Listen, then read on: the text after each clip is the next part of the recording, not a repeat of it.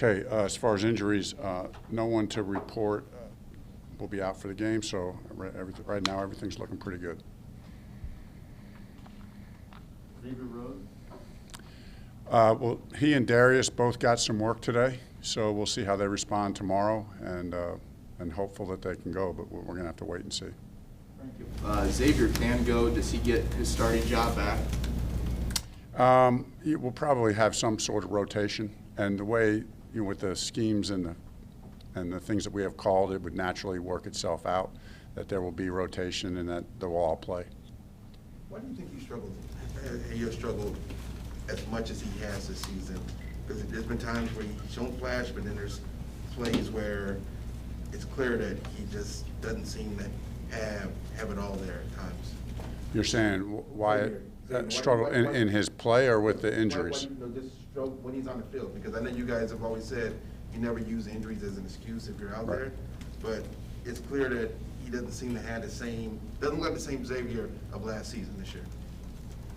Well, I'm not sure I'd put it quite in that category, but I certainly respect your comments.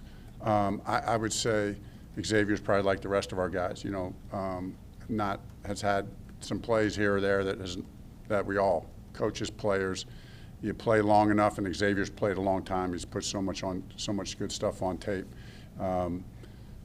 We all put some bad stuff on tape too, so we got to own that and get better.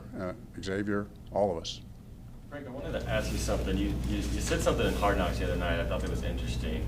When you guys made the trade for Carson, you said, when you left him, it was 2017. You just won the Super Bowl. He was playing the way he was playing, and then you get this guy that's coming off a 2020 season that wasn't good.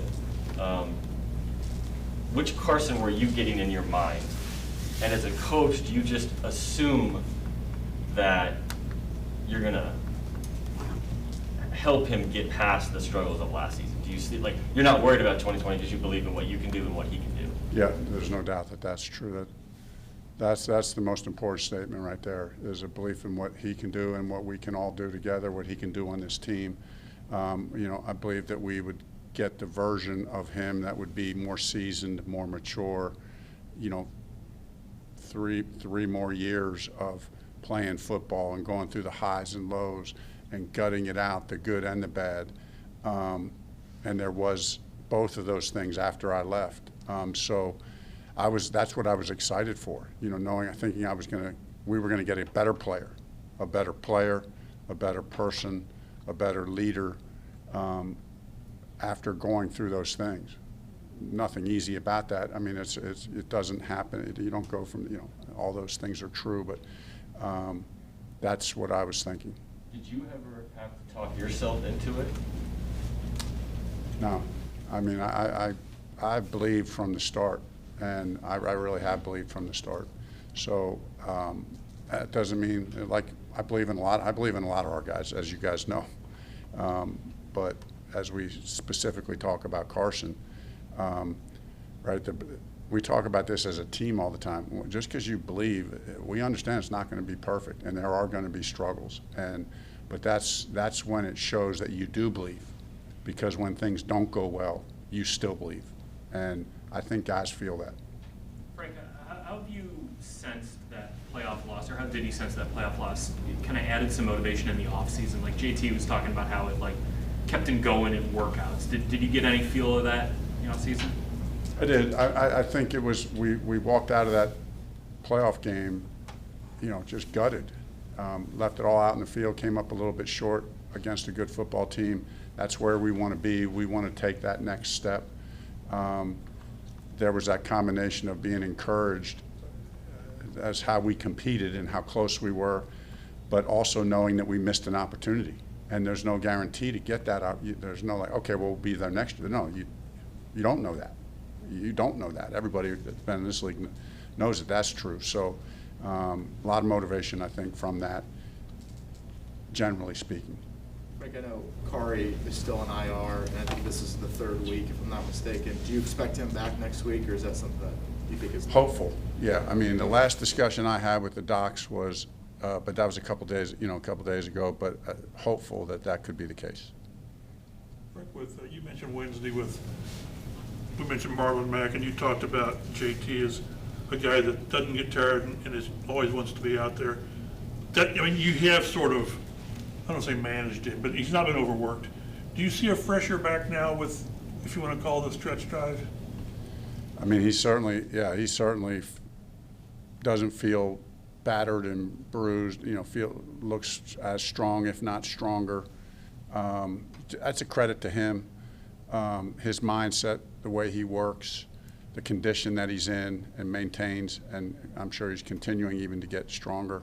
Obviously, it's a credit to the offensive line and, you know, in the way they're blocking for him, but it starts with JT. He's a unique athlete. So and we are hoping that we can just continue to build that workload, you know, like in the track and field or the swim world, since I have 3 swim daughters, you know, and kind of have a negative split, you know, can we negative split this thing and really have the second half of the year that's stronger and faster than the first half of the year. That would be the goal.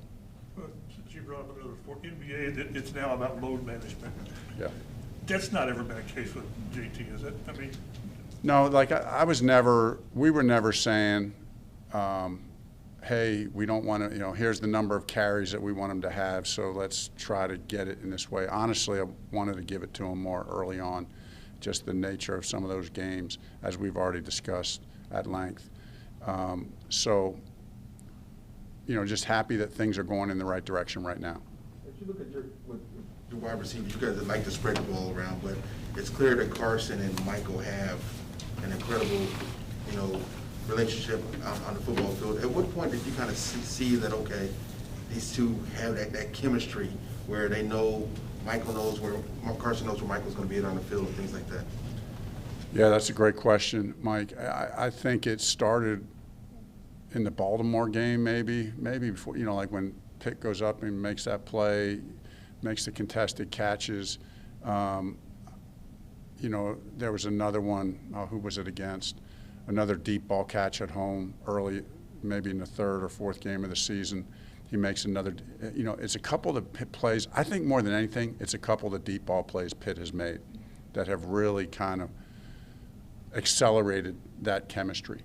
When you play the position of quarterback, when that quarterback says no to, hey, if I just throw it up there, there's a good chance that my receiver's going to get it. I'm sure that helps in that aspect too. I think that's a big deal, Mike. I think you're right on. I think that's a really big deal. I did a quick thing with Keyshawn Johnson last week on the radio, and Keyshawn and I used to be teammates when he was a rookie. And I was in my 11th or 12th year, I can't remember. And I was at least wise enough to know that when we got Keyshawn, and he was only a rookie, and he still had some things to learn about route running, but man, he was a playmaker. And I used to tell him, and I played a lot that year, and I used to tell him all the time in practice, I'm throwing it to you, man. I'm throwing it to you. I don't care if you're covered, I'm throwing it to you, just because that's the kind of confidence that you have in a guy. And I think Carson has that in Pitt. You know, it's just, I'm just going to throw it to you. You're going to come up with it. You're a big-time playmaker. And I think they feed off of each other in that way. Frank, was it that Rams game? Yeah, I think that was the play. Ball down the left side, kind Yeah. of came back and got it. I think it was the Rams game. Thank you.